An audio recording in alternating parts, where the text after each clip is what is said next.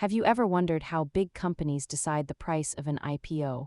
A Dutch auction is a unique way to let the market decide. Unlike a traditional auction where prices go up, a Dutch auction starts high and drops until all shares are spoken for.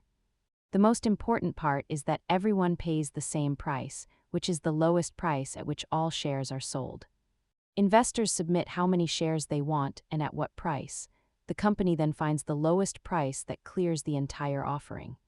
Traditional IPOs are often priced by investment banks, while Dutch auctions aim to remove that middleman bias and let the market speak. As the price drops, more investors are willing to buy, increasing the total demand until it matches the number of shares available. By using this method, issuers hope to avoid the massive price swings seen in many standard initial public offerings.